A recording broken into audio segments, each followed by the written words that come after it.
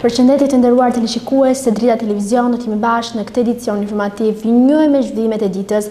Sali Berisha me thirrjen për rithemelimin e Partisë Demokratike riktheu vulën dhe simbolet e vjetra të kësaj partie, duke dëmtuar kështu shmangjen e debatit me Lulzim Bashën për vulën e partisë. Kuvendi i Partisë Demokratike i thirrur nga lideri historik i demokratëve për të shpallur rithemelimin e kësaj partie, miratoi rikthimin e vulës dhe siglës së partisë dhe miratoi nen për nen statutin e ri të Partisë Demokratike.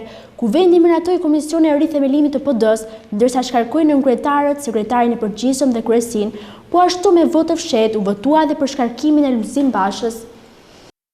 Kuvendi 11 dhjetorit të Sali Berishës i ka dhënë fund vulës që mba në zyrë Lulzim Basha me miratimin e statutit të ri nga 4.935 delegat demokrat në stadiumin e Albania. Kuvendi ka rikthyer logon dhe vulën e vjetër të Partisë Demokratike, në të cilët u themelua 31 vite më parë në qytet Studenti. Pas votimit të fshehtë në stadium për shkarkimin e Lulzim Bashës, do ta ketë radhën antarësia për ta shkarkuar me referendum, i cili do të mbahet me 18 dhjetor në të njëjtën ditë që Basha ka thirrur kuvendin e tij. Gjatë punimeve të këtij kuvendi janë anuluar edhe vendimet e tij, siç është ai për largimin e Sali Berishës nga grupi parlamentar demokrat. Së bashku me kryetarin janë shkarkuar edhe 4 nënkryetaret e tij nga funksioni sekretarin e përgjithshëm dhe kryesinë e Partisë Demokratike, me arsyeën se nuk janë zgjedhur sipas statutit 29 anëtarët e komisionit të rithemelimit, deputet dhe ish deputet, me në krye Sali Berishën do të marrë në dorë partinë deri në 22 mars të vitit 2022, kur do të mbahet kuvendi për të zgjedhur organet drejtuese së bashku me kryetarin e ri të partisë. Dokumenti me 67 nene ka vendosur shkarkimin e kryetarit të partisë nëse humbet zgjedhjet parlamentare dhe në rast se nuk fiton zgjedhjet lokale.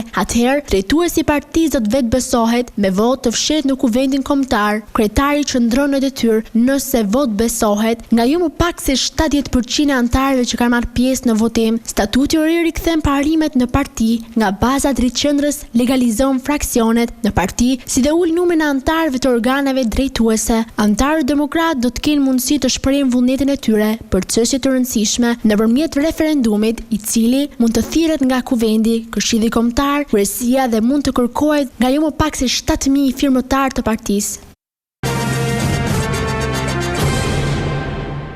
Gjatë fjalës së mbajtur në Kuvendin Kombëtar të Partisë Demokratike të thirrur prej tij, ish kryeministri Sali Berisha atakoi ambasadorin e Shteteve të Bashkuara në Tiranë, Yuri Kim, për ato që i cilësoi si qëndrimet pro-qeverisë.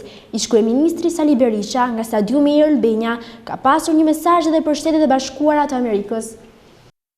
Ish kryeministri Sali Berisha në fjalën e tij para delegatëve dhe mbështetësve të Partisë Demokratike të mbledhur në stadiumin, deklaroi se ky kuvend është i parë që kthen kultin e anëtarëve të Partisë Demokratike në 31 vjetorin e themelimit të kësaj partie. Berisha një falënderim pati për lëvizjen e dhjetorit të 90-s që përmbysi diktaturën dhe themeluesit e Partisë Demokratike, teksa në fund të dhjetorit pritet të mbahet në Tiranë samiti i radhës për nismën Open Balkan. Sali Berisha paralajmëroi sot Vučić që të mos guxoj të vinë në kryeqytetin shqiptar.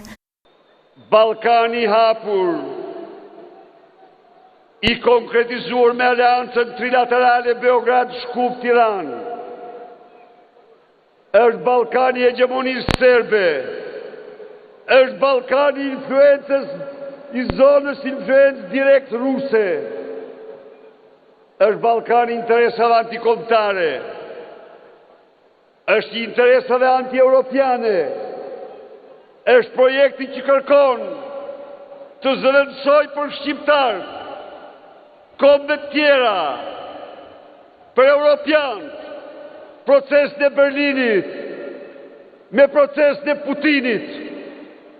Na edhe ne zotohemi të japim fund këtij procesi.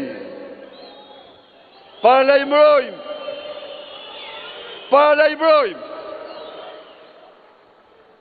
Gebelsin e Miloševićit apo Slobodanin e ri.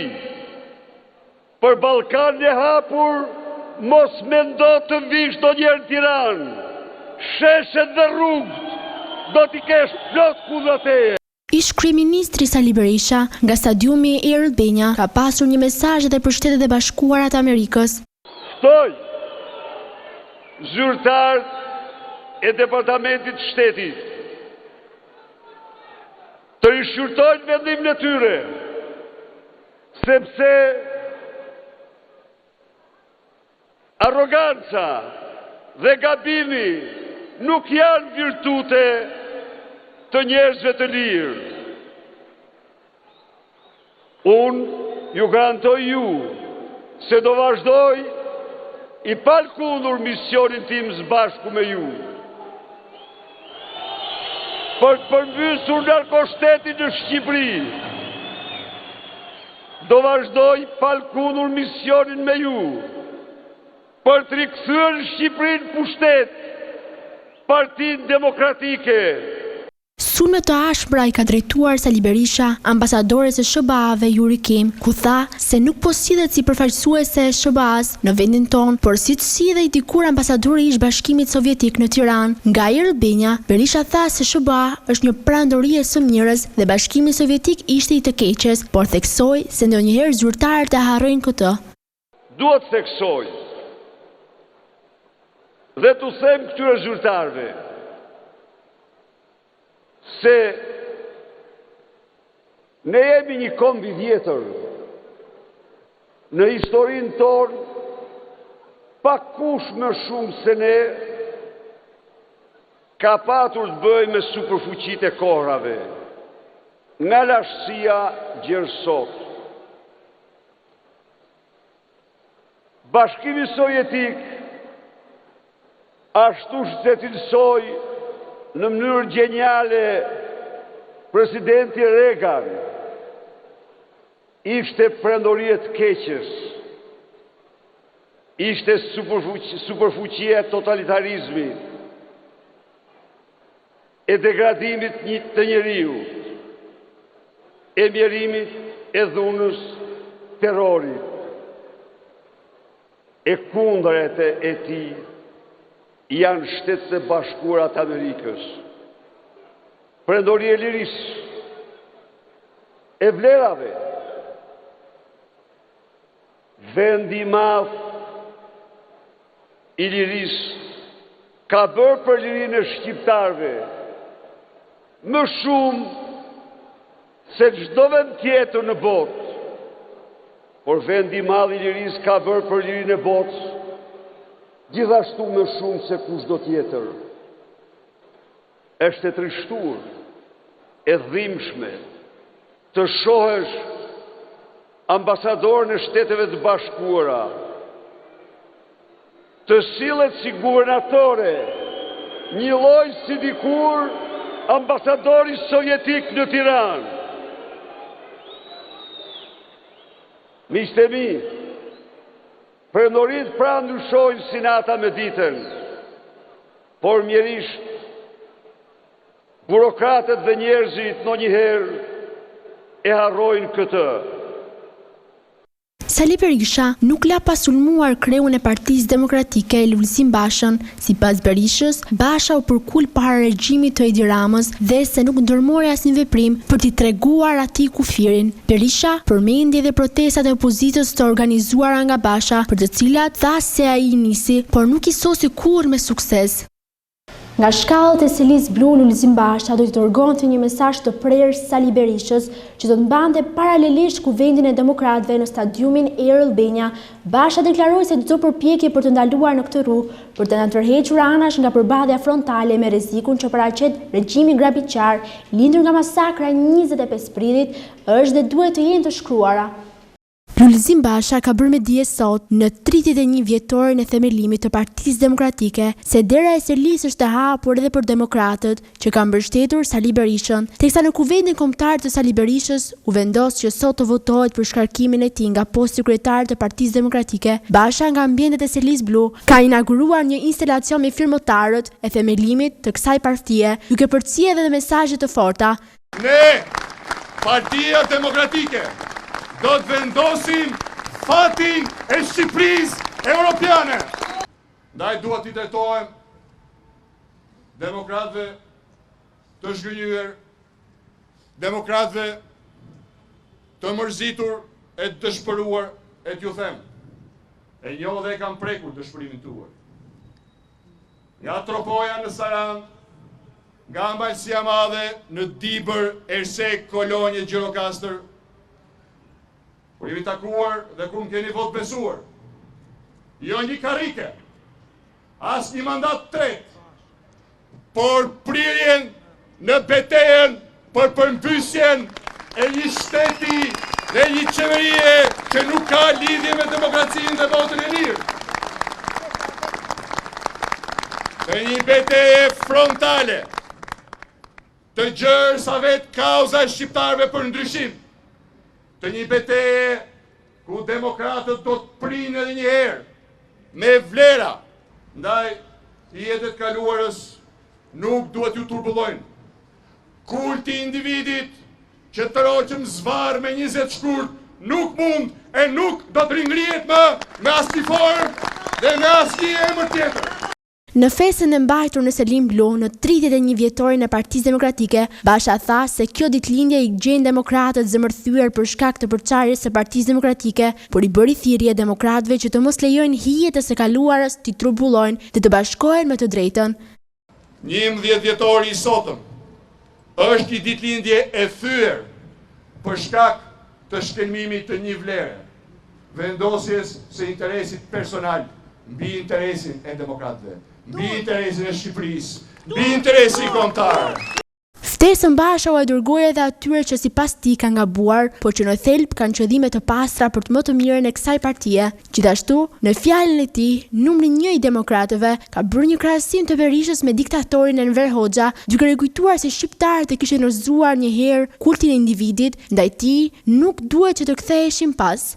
I drejtohet edhe atyre që gabushëm kanë menduar se kjo parti e ka humbur rrugën e vetë dhe mund të tentoj rrugë të pashkelura nga partit që i shërbejnë demokracisë, apo se mund të tentoj të thyej ADN-n ton, ku ndërthuren njëra me tjetrën, liria, demokracia, orientimi pro-perëndimor dhe interesi kombëtar i shqiptarëve.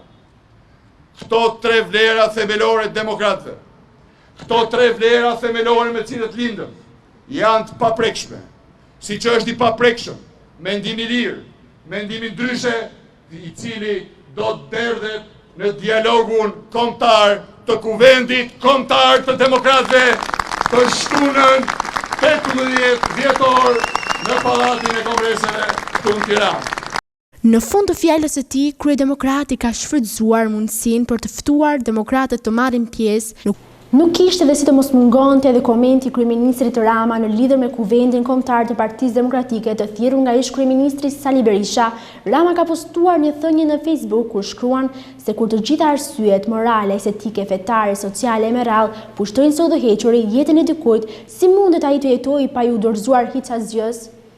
Kryeministri Edi Rama ka zgjedhur të ndajë me ndjekësit e tij një thënie të Emil Kjoran. Kujtojmë se ditët e sotme në stadiumin Air Albania u zhvillua kuvendi kombëtar i thirrur nga ish-kryeministri Sali Berisha. Në majat e dëshpërimit, pasioni i absurdit është e vetmja forcë që mund të hedhë një dritë djallësore mbi terrin e kaosit, citohet në statusin e Ramës, ndërsa duket se ka zgjedhur që të mos përmend apo komentoj takimin e sotëm të ish-kryeministrit Berisha me delegatët. Në majat e dëshpërimit, pasioni i absurdit është e vetmja forcë që mund të hedhë një dritë djallësore mbi terrin e kaosit, kur të gjitha arsyet morale, estetike, fetare, sociale e merrall pushojnë së udhëhequr jetën e dikujt. Si mundet ai të jetojë pa ju dorëzuar hiç asgjës, vetëm duke u kapur pas absurdit, pas dashurisë për dobishmërinë absolute, duke dashuruar diçka që s'ka asnjë thelb, por që simulon iluzionin e jetës.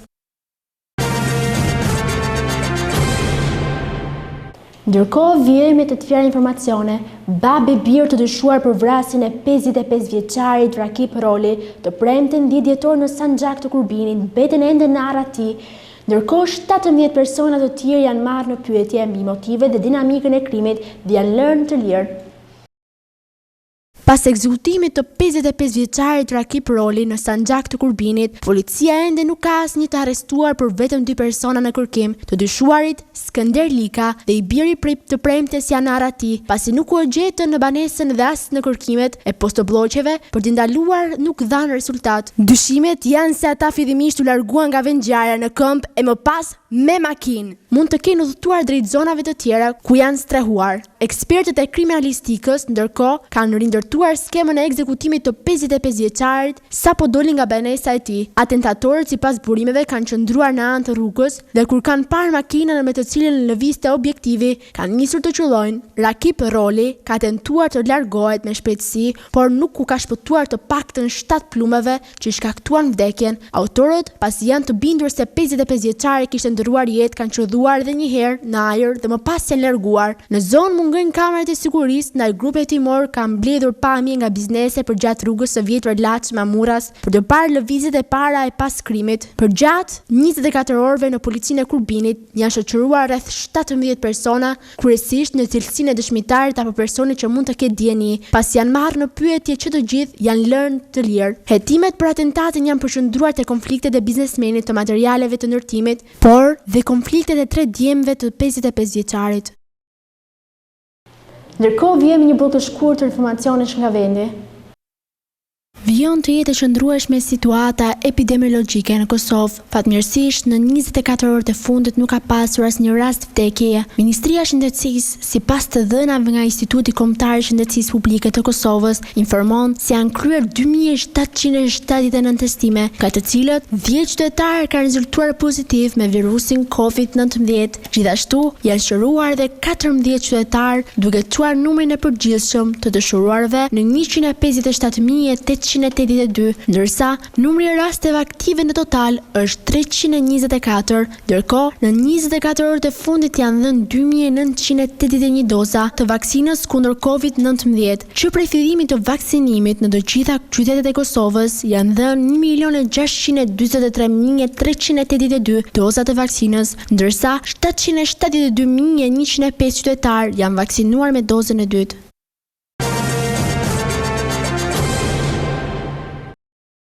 në raste të reja me COVID-19 dhe 2 humbje jete. Është ky bilanci i raportuar sot nga Ministria e Shëndetësisë lidhur me situatën e pandemisë në vend. Ministria e Shëndetësisë ju informon për situatën në 24 orët e fundit. Janë kryer 2706 testime, nga të cilat ka rezultuar pozitiv me COVID-19 309 qytetarë. Në këto bashki, 146 në Tiranë, 31 në Fier, 9 në Vlorë, 8 në Skrapar, Elbasan, 7 në Durrës, Kavaj, 6 në Mallakastër, Korç, 5 në Kamës, Delvin, Gjirokastër, 4 në Kurbin, Kruj, Përmet, Tepelen, Kuçov, Belç, Gramsh, 3 në Tropoj, Selenic, Memaliaj, Devoll, 2 në Shkodër, Lezhë, Mirdit, Dibër, Himar, Këlqyr, Berat, 1 në Malcinë e Madhe, Kukës, Shijak, Vor, Mat, Roskovec, Sarand, Poliçan, Çorrik, Librasht. Janë 5554 pacientë aktiv me COVID-19 në të gjithë vendit. Aktualisht në spitalet COVID po marrin trajtim 145 pacientë, nga të cilët 17 janë në gjendje më të rënduar. Me gjithë përpjekjet e mjekëve në 24 orët e fundit ka humbur jetën me SARS-CoV-2 pozitiv një qytetare nga Tirana, 47 vjeç, dhe një qytetar nga Kavaja, 79 vjeç. Janë shëruar 386 qytetarë gjatë 24 orëve të fundit, duke çuar numrin e të shëruarve në 194.838 që nga fillimi i epidemisë.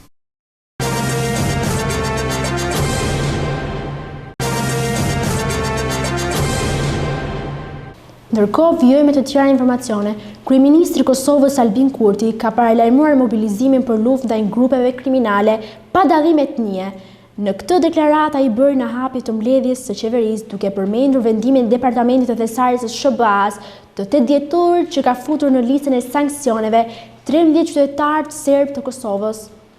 Kryeministri i Kosovës Albin Kurti ka paralajmëruar mobilizim për luftë ndaj grupeve kriminale pa dallim etnie. Këtë deklaratë e bëri në hapje të mbledhjes së qeverisë, duke përmendur vendimin e Departamentit të Thesarit të SBA-s të 8 dhjetorit që ka futur në listën e sanksioneve 13 qytetarë serb të Kosovës. Kjo listë përfshin ndër të tjerë nënkryetarin e listës serbe Milan Radiocicin, biznesmenët nga veriu i Kosovës Zvonko dhe Žarko Veselonovicin, si dhe Zgjarn Vullovicin, Andria Boicin dhe Radulles Milosevicin. Në komunikatën e Departamentit Amerikan të Thesarit, Zvonko Veselovic identifikohet si udhëheqës i grupit të krimit të organizuar dhe gjithashtu si një nga figurat më famkeqe të korrupsionit në Kosovë. Ndërkohë, kryeministri të premte më 10 dhjetor ka përsëritur se mbështesin vendin e SBA-s, duke thënë se sanksionet treguan qartë adresat konkrete të vatrave të kriminalitetit. Ai ka shtuar se ky vendim ka arsyetuar operacionin policor kundër kontrabandës në veriun e Kosovës gjatë tetorit 2021, lidhjeve e bashkëpunimit ndëretnik të grupeve kriminale dhe fush veprimit tradicional, ne do t'i përgjigjemi me luftë të përbashkët ndërmjet zyrtarëve të institucioneve pa dallim etnie dhe bashkëpunim ndërkombëtar me aleatët tanë, tha Kurti. Rikujtojmë që sipas vendimit të SBA-s, grupi i lart përmendur është i angazhuar në skema të mëdha të rishfetit në zyrtarë të sigurisë kosovar dhe serb, të cilët lehtësojnë trafikimin e paligjshëm të madrave, parave, narkotikëve dhe armëve midis Kosovës dhe Serbisë. Grupi të personave të sanksionuar ju bllokohet kryesisht prona dhe qytetarëve amerikanë u ndalohet bashkëpunojnë me ta. Të nderuar televizionistë, kjo ishte gjithçka që ne kishim përgatitur për ju. Bashkë do të takohemi në edicionet e tjera informative. Deri atëherë, miru takofshëm.